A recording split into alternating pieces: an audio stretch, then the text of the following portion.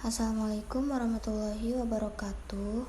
Perkenalkan, nama saya Selvia Desi Fitriani. Di sini saya akan membahas materi tentang AAS dan ICP. Tolong disimak ya. Di sini yang pertama ada pengertian AAS dan ICP. AAS adalah teknik analisis yang digunakan untuk menentukan berapa banyak elemen tertentu dalam sampel. Ini menggunakan prinsip bahwa atom dan ion dapat menyerap cahaya pada panjang gelombang tertentu yang unik. Ketika panjang gelombang cahaya tertentu diberikan, energi diserap oleh atom.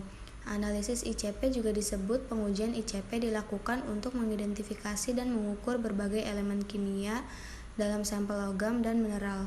Proses ini berdasarkan pada ionisasi sampel oleh plasma yang sangat panas. Spektroskopis ICP atau Induct-Fluid Plasma adalah teknik analis yang digunakan untuk mengukur dan mengidentifikasi elemen dalam matriks sampel berdasarkan ionisasi elemen dalam sampel. Selanjutnya yang kedua ada fungsi dan tujuan AAS dan ICP. Atomic Absorption Spectrophotometer atau AAS adalah salah satu metode analisis yang dapat digunakan untuk mengukur unsur di dalam suatu bahan dengan kepekaan, ketelitian, dan selektivitas yang sangat tinggi. Inductively coupled plasma atau ICP adalah sebuah teknik analisis yang digunakan untuk deteksi dari trace metals dalam sampel lingkungan. Prinsip utama ICP dalam penentuan elemen adalah pengontaminasian elemen sehingga memancarkan cahaya panjang gelombang tertentu yang kemudian dapat diukur. Fungsi ini hampir sama dengan fungsi instrumen AAS. Keduanya juga mengalami atomisasi dan eksitasi elektron. Lalu selanjutnya yang ketiga ada prinsip kerja AAS. Sumber sinar atau sistem untuk menghasilkan sinar dengan energi tertentu dan sesuai dengan atom penyerap. Sumber radiasi harus dapat mengisikan radiasi dengan energi yang sama dengan absorpsi atom sampel. Sistem pengatoman atom-atom bebas sebagai media absorpsi atau sel serapan. Sistem pengatoman ada dua tipe pengatoman yaitu flame dan flameless. Monokromator untuk keperluan menyeleksi berkas atau spektra sesuai yang dikehendaki. Detektor atau sistem fotometri untuk mengukur intensitas sinar sebelum dan sesudah melewati medium serapan. Medium serapan adalah atom bebas. Sistem pembacaan merupakan bagian yang menampilkan suatu angka atau gambar yang dapat dibaca. Selanjutnya yang keempat ada prinsip kerja dari ICP. Sebuah ICP mensyaratkan bahwa unsur-unsur yang harus dianalisis adalah larutan. Larutan dalam bentuk pelarut air lebih disukai daripada pelarut organik. Untuk larutan organik memerlukan perlakuan khusus sebelum injeksi ke dalam ICP. Sampel padat juga tidak diperbolehkan karena dapat terjadi penyumbatan pada instrumentasi. Cahaya yang dipancarkan oleh unsur atom-atom dalam ICP harus dikonversi ke sinyal listrik yang dapat diukur secara kuantitatif. Hal ini dilakukan dengan memecahkan cahaya menjadi komponen radiasi dan kemudian mengukur intensitas cahaya dalam tabung fotomultiplier pada panjang gelombang yang spesifik untuk setiap baris elemen.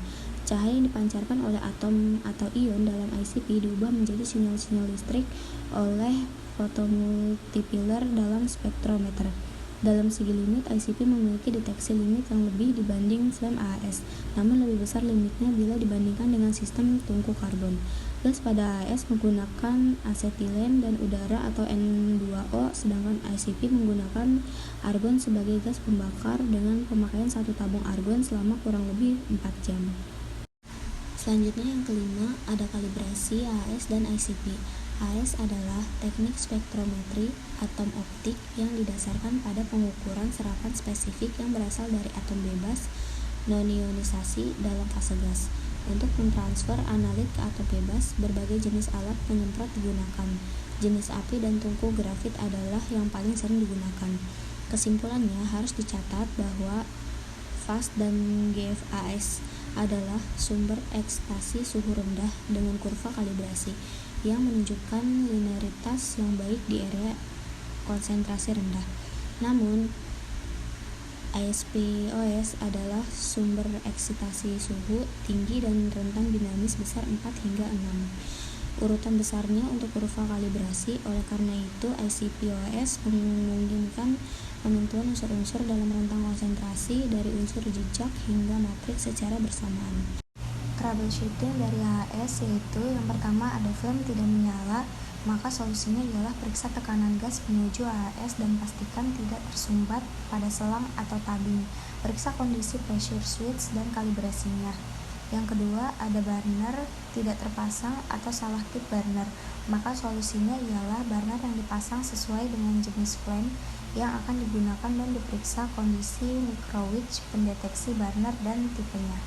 Selanjutnya yang ketiga ada interlock pada spray camber belum terpenuhi, maka solusinya ialah periksa syarat kondisi liquid trap terpenuhi dan periksa bahwa nebulizer bung terpasang dengan baik.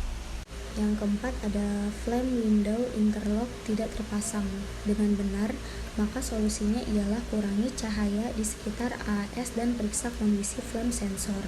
Yang kelima, lidah flame pemantik terlalu pendek, maka solusinya ialah tekanan asetilen rendah, periksa tekanan gas asetilen menuju AAS dan periksa solenoid intel manifold asetilen dan igniter solenoid.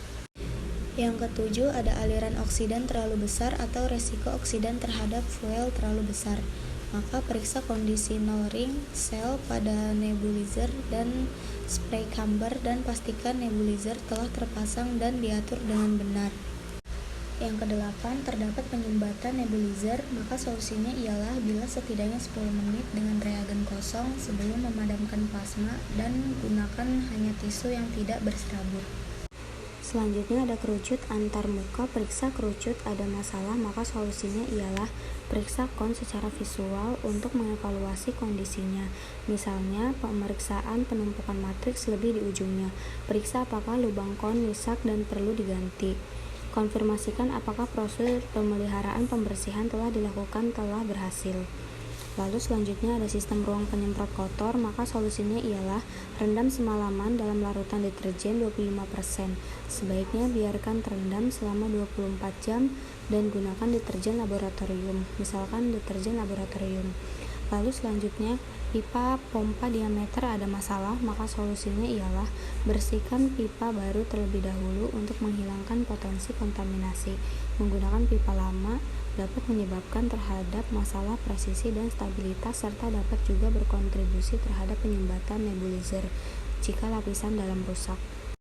Selanjutnya ada komponen utama dari HAS. Yang pertama ada nebulizer berfungsi untuk mengubah larutan menjadi aerosol. Lalu ada spray camber berfungsi untuk membuat campuran yang homogen antara gas oksidan. Lalu yang ketiga ada sebagai sumber cahaya pada HAS dipakai lampu katoda berongga. Lalu ada lensa dalam AAS berfungsi untuk mengumpulkan cahaya dari sumbernya. Lalu ada pembakar atau burner merupakan tempat campuran gas, bahan bakar oksidan dan sampel dinyalakan. Lalu selanjutnya ada monokromator berfungsi untuk mengubah cahaya polikromatis banyak panjang gelombang menjadi monokromatis panjang gelombang yang sesuai.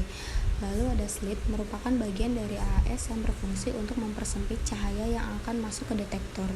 Selanjutnya ada detektor berfungsi untuk mengukur intensitas radiasi cahaya yang datang dengan mengubahnya menjadi energi listrik. Selanjutnya ada komponen utama ICP, ada filter gas argon UHP atau ultra high purity berfungsi untuk menyaring gas argon sebelum masuk ke ICP sehingga argon lebih murni dan terbebas dari berbagai zat pengotor seperti uap air. Lalu ada tabing peristaltik pump pada ICP berfungsi untuk mengontrol kecepatan aliran air yang masuk ke nebulizer sesuai.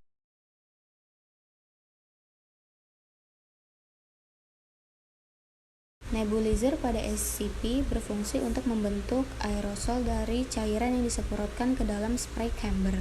Lalu ada spray chamber berfungsi sebagai tempat terjadinya pembentukan aerosol. Jika aerosol yang dihasilkan memiliki ukuran partikel lebih dari 5, ini akan dialirkan ke tempat pembuangan limbah dengan bantuan peristaltik pump.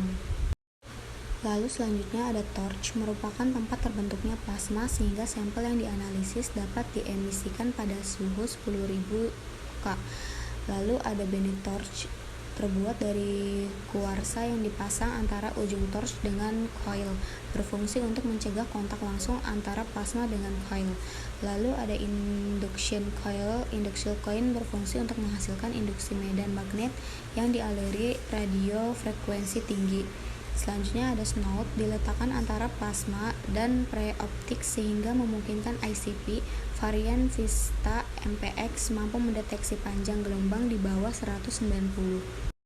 Di sini ada contoh dari pembacaan hasil AAS. Kurva kalibrasi pada metode AAS menggunakan 4 tingkat standar NI, yaitu Blanco dan 3 tingkat standar NI. Pengukuran absorban setiap standar dilakukan 2 kali dengan hasil pengukuran disajikan pada besarnya RSD, dan Blanco memang mencapai 79%.